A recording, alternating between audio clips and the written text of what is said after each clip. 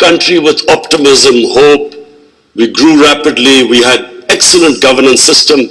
Our bureaucracy was one of the best in Asia. And that's the Pakistan I grew up in. So then I played international cricket. When I started my international cricket, Pakistan was one of the weakest teams in world cricket. And we were emerging from colonialism. So we took great pride as our team became stronger and it competed. And by the time I left cricket, Pakistan was world champions. So I took pride, like my countrymen, as we competed internationally and we grew in confidence. But unfortunately, our country could not keep up that pace. Countries have, life of a country is in cycles. It's never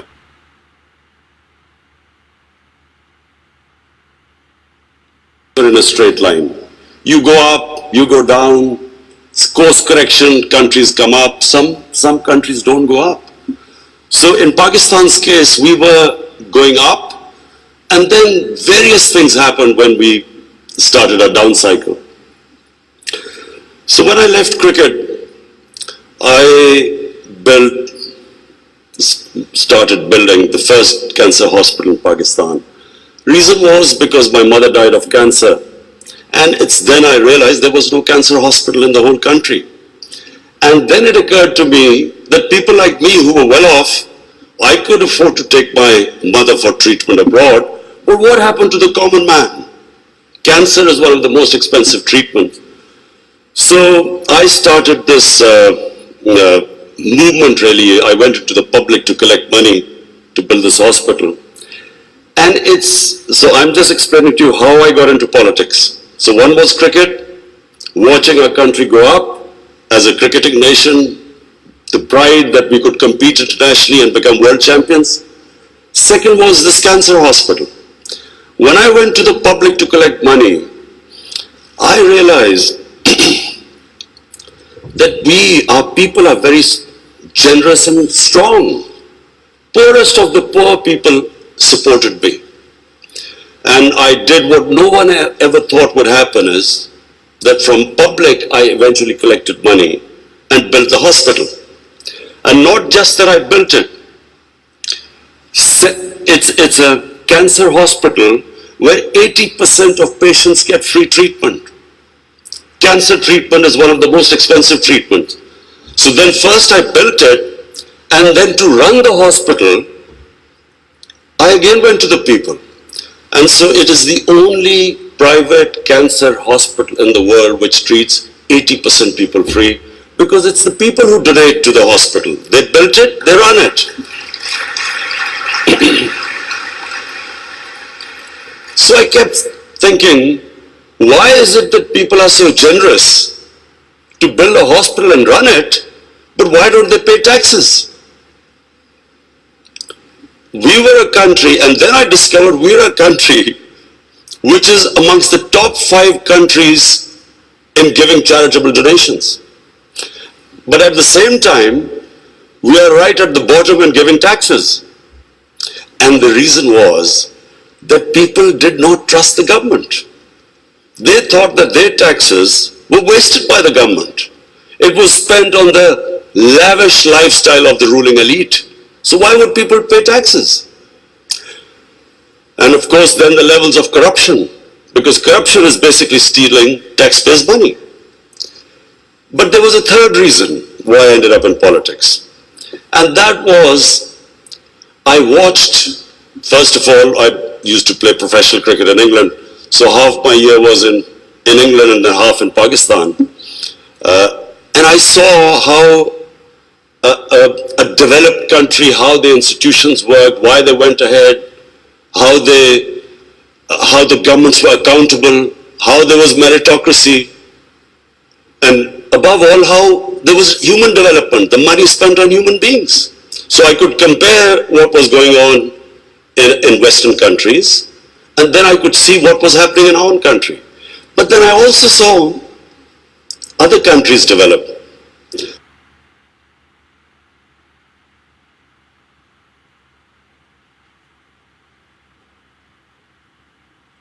and one of them was UAE. I used to play cricket in UAE from 1980 onwards, and I saw UAE kept developing. And then afterwards we saw China develop.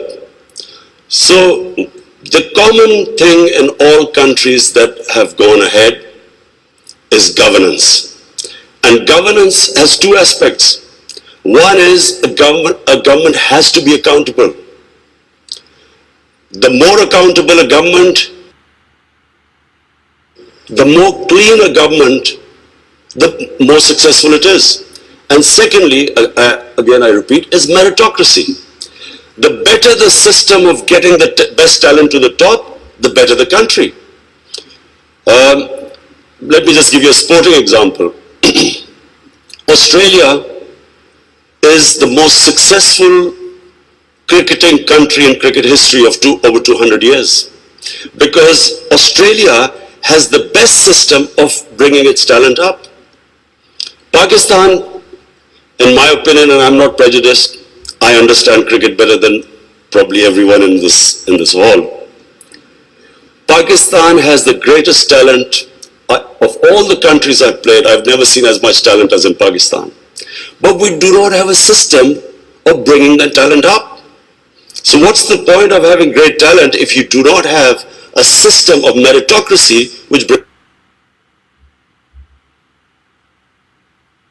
the talent up? And that's in every field. In the 60s, the reason Pakistan went up, because our civil service exam was the toughest. It was the most, all the young people wanted to go into Pakistan civil service. It was the toughest exam, we had the best talent that came up, and in 60s, the reason we progressed, one of the main reasons was a civil service of very high quality. And gradually, as our system of merit went down, so did the country. So, I wanted Pakistan to go up. And as I said, I saw UAE going up. The way each year you came, it changed. It got better and better. And similarly, and of course the greatest example is China. For me, the thing about China which is just remarkable, no nation in the history of mankind has done what China has achieved. In 30 years, they have brought 700 million people out of poverty. It is just a phenomena which has never happened in human history. And of course, my motivation, again, of the Pakistan I wanted to see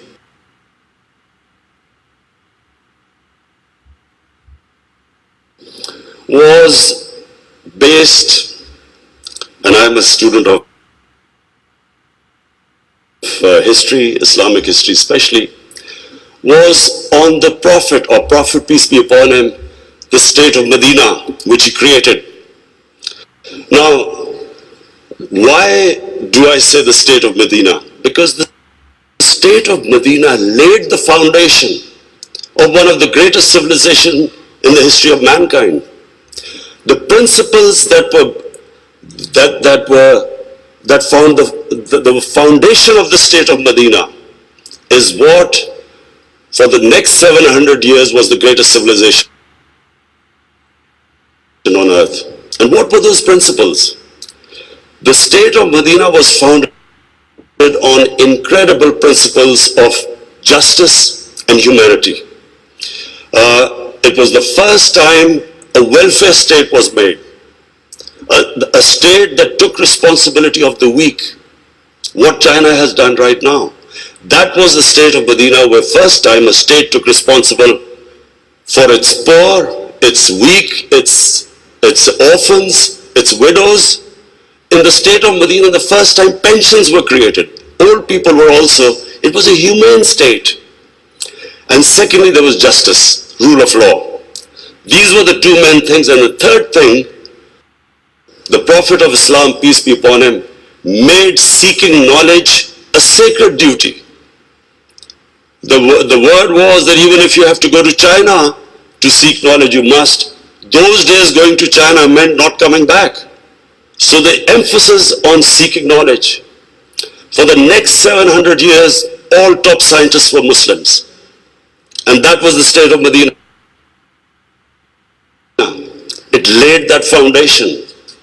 And then the way minorities, other religious people were treated.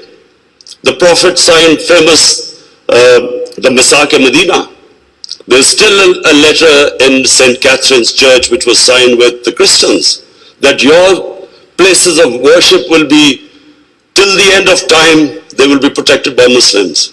Secondly, that no forcible conversions would be in Islam. Thirdly, the Prophet's last sermon, it is a charter of human rights. It's about how human beings are equal. So it was a humane state created, rule of law, emphasis on education, that led to the growth of Muslim civilization. So this is, in Pakistan, we want the same basis of our state. The rise of what I believe, the way our country will rise, it will go back to those principles. We must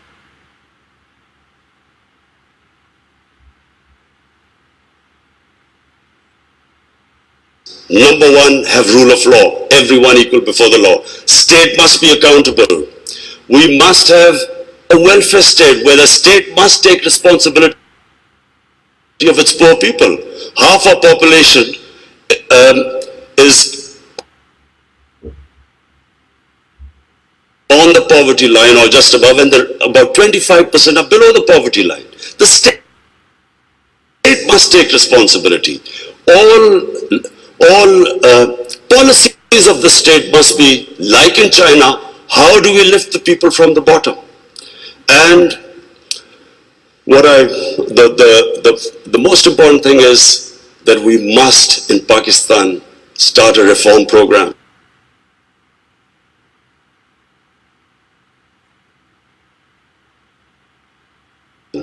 Reforms are painful, but it is essential if we have to get out of our current problems.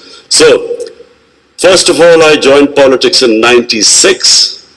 From '96 to 2013, there was a very small party.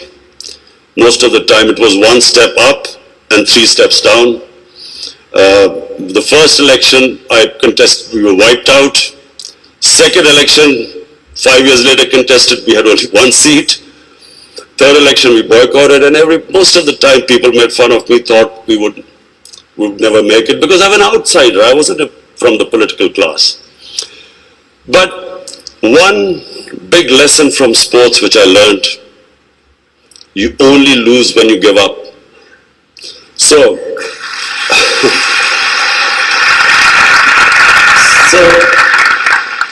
kept learning from my mistakes, kept getting up, falling, getting stronger. Eventually we formed government in one of the four provinces in 2013, and it was the KP province, which was devastated by war on terror. It was on the border of Afghanistan, the tribal areas, the whole fighting took place in that region. The police was devastated by attacks. We had 70% of industry closed, and KP has a reputation that they only give you one chance. Each government comes once, it's ousted the next time. So we came in a coalition government and we started our reform programs. First of all, we started spending money on human development, health and education. Secondly, we did, first time in Pakistan history, no party had done before, we started spending money on climate change. Pakistan is about 8th in the countries that are most vulnerable to climate change. So we took this ambitious mission of planting 1 billion trees in 5 years. And then we reformed the police, depoliticized our police, depoliticized our bureaucracy, and then started tourism. Because KP has a lot of tourist sites. It has was the center of Buddhist civilization, so religious tourism, but we have the best mountain scenery there. So anyway, by the end of 5 years, we had half poverty in those 5 years. The poverty had gone half, and a province which never gave you a second chance, we came back with 2/3 majority in 2018. Not only did we win there, then we formed government in the last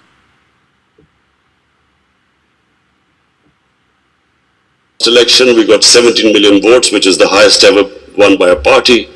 And so now we have a reform agenda. And as I repeat, reforms are painful.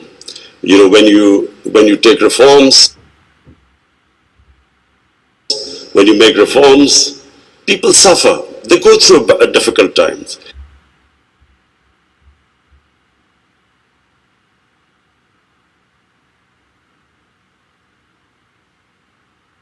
It's like a surgery.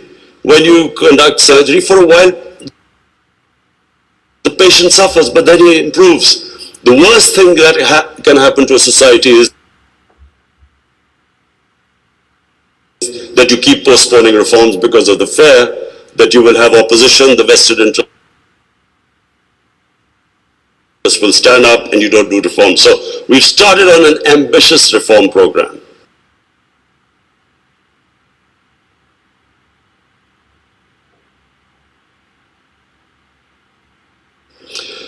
That's number one. We are trying to change our, improve all our economic policies. We have trying to cut down our fiscal deficit. We are trying to improve exports, cut down our imports. We have unfortunately had to raise bills because we came up with, when we got into power, we had massive fiscal deficit and current account deficit. So we are doing that. But in my opinion, Pakistan now has a chance. Already we are seeing optimism. Investors are coming into our country. We feel that this is the time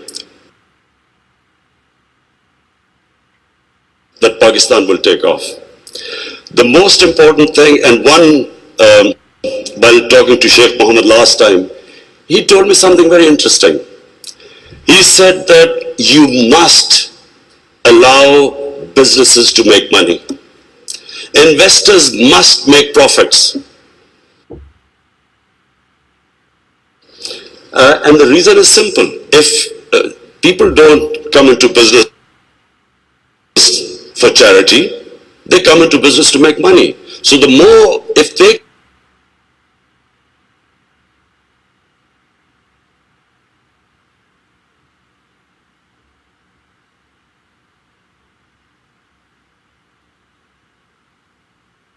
can make money, more people come and invest. So this is what we've done. We have started working on ease of doing business, making it easier for people to do business, easier for the investors. We are changing our tax laws, which were very cumbersome. So we are conducting a series of reforms. And already we're seeing the signs of the country improving. But most important, Pakistan has the best tourist potential. At the moment, we have hardly any tourism compared to other countries. But Malaysia, with just beach tourism and resorts, Malaysia has $22 billion it makes from tourism.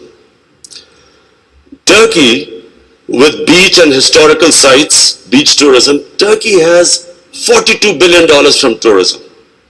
Now, Pakistan has probably one of the best mountain scenery anywhere in the world. Half the world highest peaks are in Pakistan. Pakistan has 1,000 kilometers of coastline. Pakistan has the oldest historical monuments, probably as old as anywhere in the world. We have Indus Valley civilization, which is 5,000 years old. We have Peshawar, the oldest living city in the world, 2,500 years. Lahore and Multan, ancient cities. But what we have, probably more than any other, hardly any other country has, is religious tourism. We have, for Muslims, we have the Makkah and Medina of the Sikhs. The Sikh religion has the two holiest sites in Pakistan, and we've just opening those sites for Sikhs, and we have opened up a visa regime. First time in Pakistan, we have 70 countries which can come in and get visa at the airport. We also have, I mentioned Buddhist civilization, the Gandhara civilization, which was the cradle of Buddhist civilization, is in KP, north of Islamabad. Some of the ancient sites, the biggest sleeping Buddha, 40 feet, is in Haripur. And then we have, for the Sufis in Islam, we have some of the greatest Sufi, highest number of Sufi shrines all over Pakistan. So what we are doing is we are opening up the country, we are opening up for tourism, investors, and I would like to finish my talk by saying something else which Sheikh Mohammed said.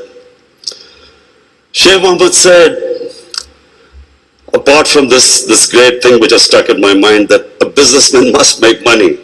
You see, what happened in Pakistan was people were making money. Then came 70s and we had a socialist government. When the socialist government came in, everything went anti the big businesses. They was nationalized. And the mindset of our bureaucracy and our politicians was that somehow making money was a sin. So now we are reversing the whole thing. We are now asking businesses that, look, we will help you in making money, because the more money they make, the more investment will come. But the only thing is, the money, as we create wealth, that wealth will be used to lift people out of poverty. So we want an equitable growth. We don't want the rich to get richer and the poor to get poorer. I'm really against this neoliberal economics where you have 62 people owning as much wealth as 3 billion people on this earth. I think that the distribution of growth should be equitable. But the last thing I want to say about what Sheikh Mohammed, I still remember. It's very important that to take risks in life. Sheikh Mohammed said that when 9/11 took place, he immediately called up Sheikh Ahmed and Emirates Airline and said, buy aircrafts and engines of aircraft, because everything went down. Prices of planes went down. People were not flying as much. This is the key, in my opinion. This is the difference between very successful people and people who don't take risks. I have played 20 years of international cricket. I saw a lot of players with a lot of talent, but they never made it big because they were scared of losing. They would not take risks. Players with less talent, but that ability to take risks, chances, they also had bad times, but eventually the ones who took more chances and risks were the ones who made it big. This is the time, my last word is to the investors. This is the time to come to Pakistan when it is just going on the upswing. This is the time to invest in the country. And don't miss the boat. Thank you.